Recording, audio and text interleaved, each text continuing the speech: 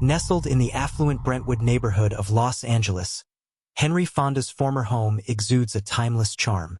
Built in the late 1930s, the house, with its elegant white façade, large bay windows, and sprawling garden, has always been a beacon of Hollywood history. But in the decades since Fonda's passing, whispers of strange occurrences have drawn a different kind of attention.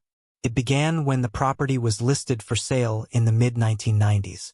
A young realtor named Diane was assigned the listing. She arrived early one morning to prepare for an open house. The moment she stepped inside, she felt an inexplicable chill, though the day outside was warm. As Diane walked through the house, her heels clicking on the polished hardwood floors, she became aware of another sound, of faint, rhythmic creaking, as though someone was walking upstairs. Thinking a colleague might have arrived early, she called out, "Hello?" There was no response. She ascended the staircase, the creaking growing louder with each step. At the top, the long corridor was empty. Diane checked each room, finding them just as she'd left them, immaculately staged, but vacant. When she returned to the foyer, she was startled by a new sound. Quiet murmurs, like a subdued conversation. The voices were soft and indistinct, but unmistakably present. They seemed to emanate from the study, Henry Fonda's favorite room.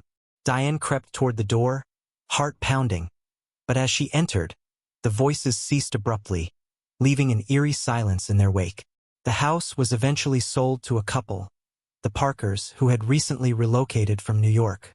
They were thrilled to live in a home with such rich history, but their excitement waned as they began to experience odd events.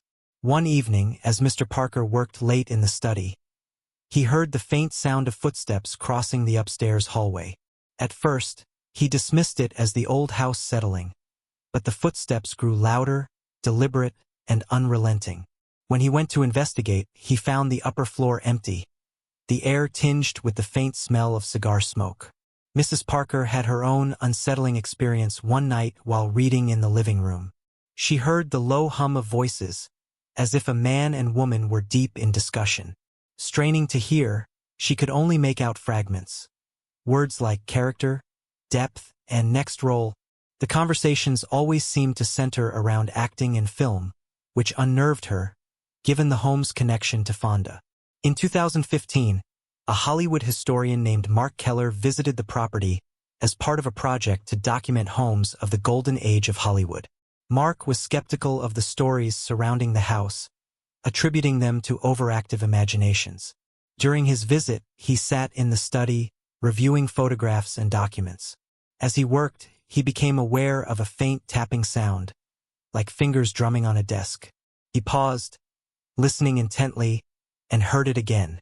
This time, it was accompanied by a deep sigh. Mark stood abruptly, scanning the room. "If this is some kind of joke, it's not funny," he said aloud. The tapping stopped. Then, a single, unmistakable word broke the silence: focus. Mark spun around, but he was alone. He left the house shortly afterward, convinced there was more to the stories than he had initially believed. Today, the Fonda house remains a private residence, its new owners choosing to embrace its history and its mysteries. Visitors to the home often report the same phenomena: the creaking of footsteps on the wooden floors, the faint hum of voices, and the lingering scent of cigars. Some believe Henry Fonda's spirit lingers in the house, drawn to the place where he spent his final years.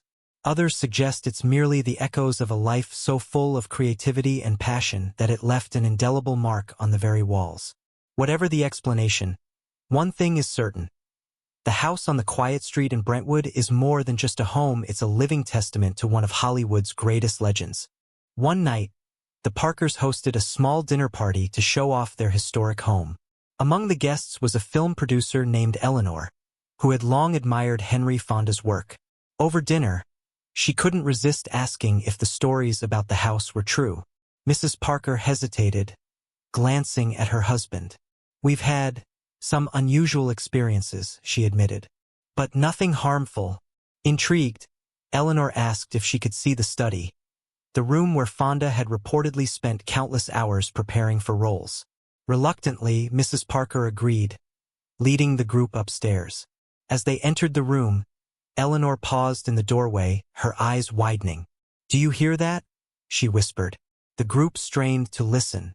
At first, there was nothing but the faint hum of the city outside. Then, ever so faintly, the sound of a pencil scratching on paper filled the room, as if someone were taking notes. "Is this a trick?" one of the guests asked nervously, looking around for speakers or hidden devices. "No," Mr. Parker said firmly, his face pale. "This happens sometimes." The scratching stopped abruptly, replaced by a low murmur. Eleanor stepped forward, tilting her head. "I can't make out the words," she said. "It's like he's rehearsing lines." As if on cue, a deep male voice filled the air, clear yet otherworldly. The words were unmistakable. "What is my motivation?" The group froze. Eleanor's breath caught in her throat. That's something he used to say on set. Directors would talk about how he was always searching for depth in his roles. Before anyone could respond, the lights flickered, and the faint outline of a man appeared in the reflection of the large bay window. He was tall, his posture commanding, with his hands clasped behind his back. "He's watching us," one guest whispered, backing away. Eleanor, however, stepped closer, her curiosity overriding her fear. "Mr. Fonda?" she said softly. "If that's you, we mean no harm. We're just—" Before she could finish, a loud creak echoed through the room, and the reflection disappeared. The temperature in the room dropped sharply, and the door slammed shut, startling everyone. The murmurs returned, louder this time, overlapping as if several voices were speaking at once. Words and phrases swirled around them, incomprehensible yet urgent. A single line stood out, clear and resonant, as though it were spoken directly into Eleanor's ear. "The performance never ends." Eleanor turned to the Parkers, her expression a mix of awe and fear. "You have no idea what you're living with," she whispered. And just as quickly as it had begun, the room fell silent. The air grew still, leaving the group standing in stunned silence, the weight of the moment pressing down on them. No one could shake the feeling that they had witnessed something extraordinary and perhaps unknowable. Eleanor, unable to let the experience rest, vowed to return, determined to uncover the truth behind the lingering presence in Henry Fonda's home. Don't forget to subscribe and like if you liked this story. The days following the dinner party were uneasy for the Parkers. The house, once a place of pride, now felt oppressive. It wasn't just the footsteps or the occasional murmurs, it was the way the air seemed heavier, like the house was holding its breath. Eleanor, true to her word, returned the following week. She brought along her friend Victor, a sound engineer with a passion for the paranormal. He arrived with an arsenal of equipment, high-quality microphones, thermal cameras, and an EMF detector. "You're going to love this," he said confidently as he set up in the study. "If there's anything here, we'll catch it." The Parkers watched uneasily as Eleanor and Victor worked. It was nearing midnight when Victor announced he was ready to start recording. He placed a microphone in the center of the room and turned off all the lights, plunging the group into darkness. "Is anyone here with us?" Eleanor began, her voice calm but firm. For a long moment, there was nothing but the faint hum of the city outside. Then, a soft creak of wood broke the silence. Victor's EMF detector began to beep softly, the needle quivering. "We've got something," he whispered, adjusting the microphone. "Who are you?" Eleanor continued. "Why are you still here?" A faint whisper echoed through the room, too low for anyone to understand. Victor gestured for silence, pointing to his headphones. He adjusted the gain on the recorder, his brow furrowing. It's repeating something," he murmured. Eleanor leaned closer. "What is it saying?" Victor held up a finger, concentrating. Then his eyes widened. "It's saying asterisk, not finished. Not finished. Asterisk over and over." The temperature in the room plummeted, visible breaths escaping the group's lips. Mrs. Parker instinctively reached for her husband's hand. "What isn't finished?" Eleanor asked, her voice trembling. The whispering stopped. For a moment, the room was silent again, but the stillness was unnerving. Victor turned his attention to the thermal camera, his eyes glued to the screen. "There's something," he said, his voice tight. On the screen, a faint figure took shape, sitting in the armchair by the window, Henry Fonda's favorite spot. The outline was blurry but unmistakable. Broad shoulders, a sharp profile, and hands resting calmly on the arms of the chair. "What do you want?" Eleanor asked, her voice barely above a whisper. The figure didn't move. Then, a sound filled the room, a low, steady tapping, like a pencil against a desk. It grew louder, insistent, until it stopped abruptly. Victor's recorder played it back in real time. The tapping wasn't random. It was rhythmic, almost like Morse code. Victor's fingers flew across his laptop, translating the pattern. His face paled as he read the words aloud. "The curtain rises again." At that moment, the bay window shattered inward, glass flying across the room. The group screamed, ducking for cover. When they looked back, the chair was empty, and the thermal camera showed nothing but the faint outline of the window frame. Victor scrambled to his feet, clutching his recorder. "We need to leave," he said, his voice urgent. But Eleanor wasn't ready to go. She approached the broken window, staring out at the garden below. The moonlight illuminated the lawn, and there, beneath the large oak tree, stood the unmistakable silhouette of a man. "Eleanor," Victor called, his voice shaking. "Don't," but she ignored him, pressing her hand to the cold glass of the frame. The figure turned slowly to face her, his features just out of focus. He raised a hand and pointed directly at the study. "What is it?" Mrs. Parker whispered. Eleanor's voice was barely audible. "I think he wants us to see something," and then, as quickly as he appeared, the figure vanished. The study door creaked open, and the faint sound of a piano began to play from somewhere deep within the house. The piano notes drifted through the air like a melody from another time, haunting yet mesmerizing. Eleanor turned toward the sound, her heart pounding. "Do you hear that?" she asked.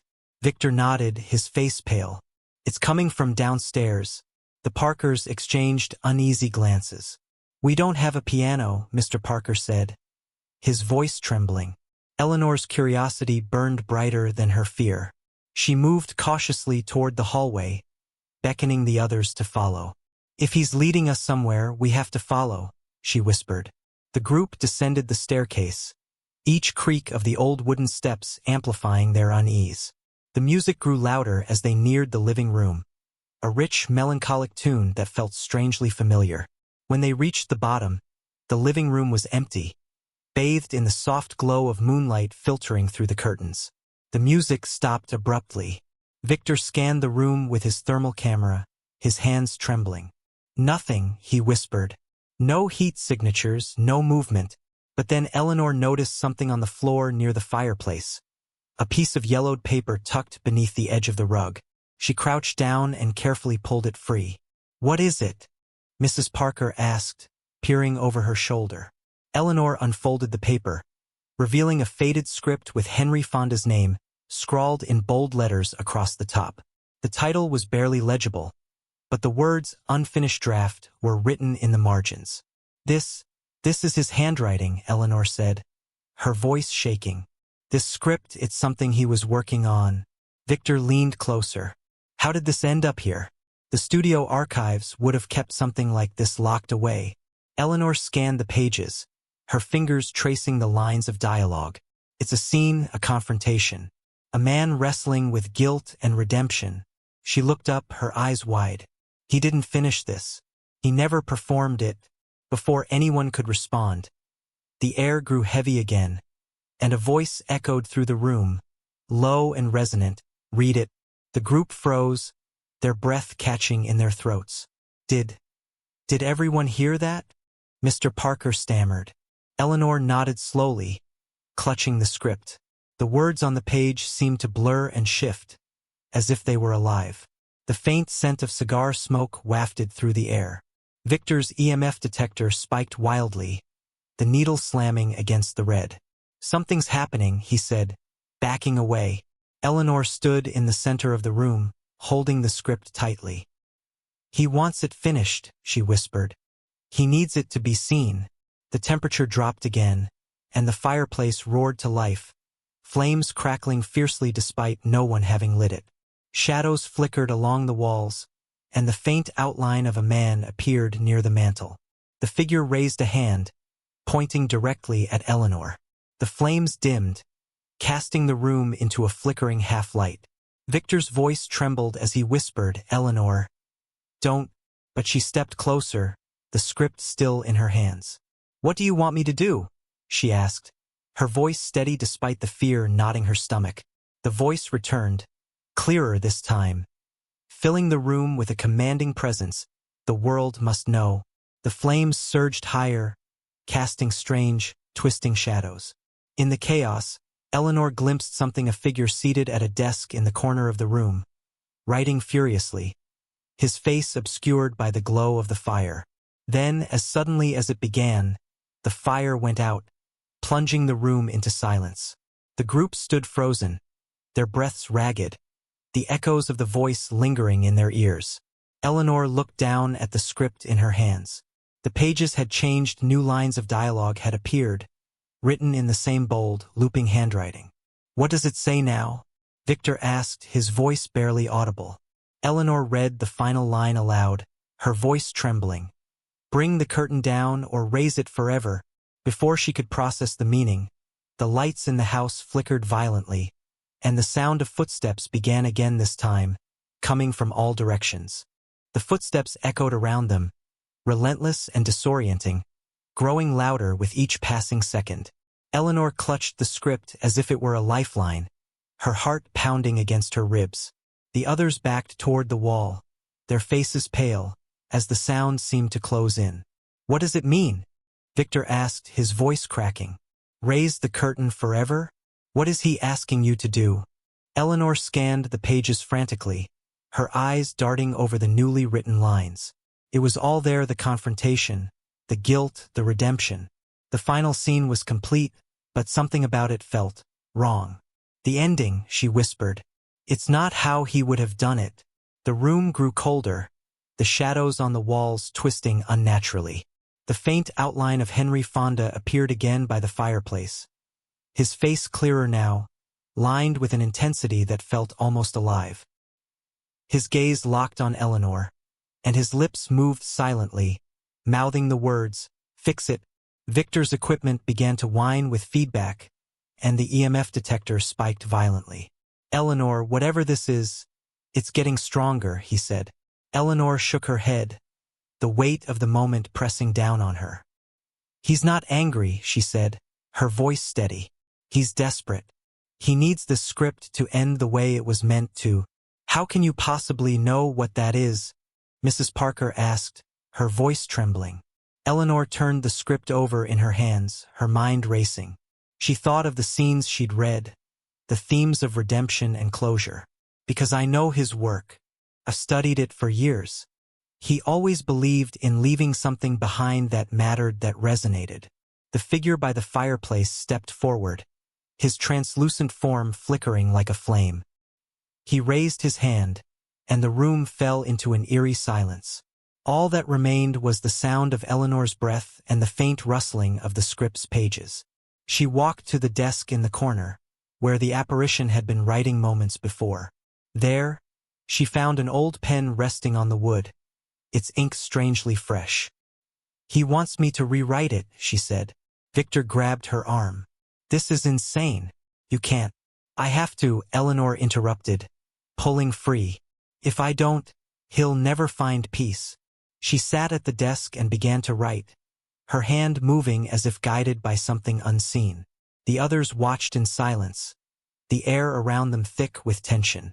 As Eleanor wrote, the room seemed to come alive. The walls vibrated faintly, and the faint sound of applause echoed from nowhere, growing louder with each line she completed. Her hand trembled as she reached the final sentence, the words flowing effortlessly onto the page. And then, as she set the pen down, the room fell still. The figure of Henry Fonda stood before her, his expression softening. For the first time, he smiled, a faint, grateful smile that sent a wave of warmth through the cold room.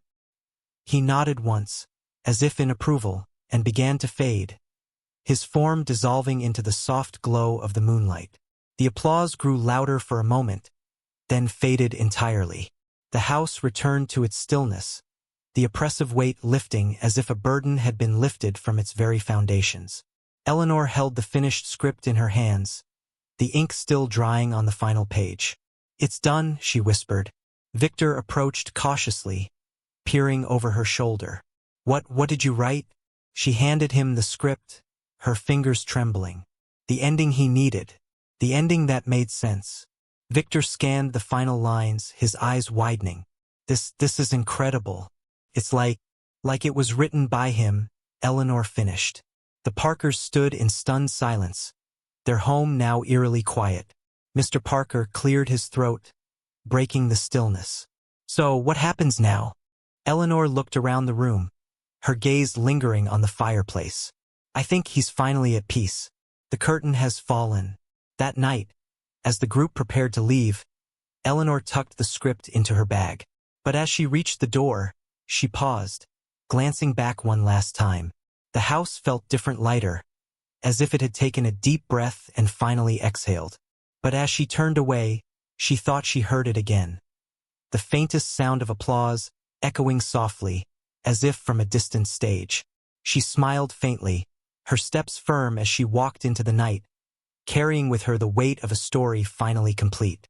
Don't forget to subscribe and like if you liked this story.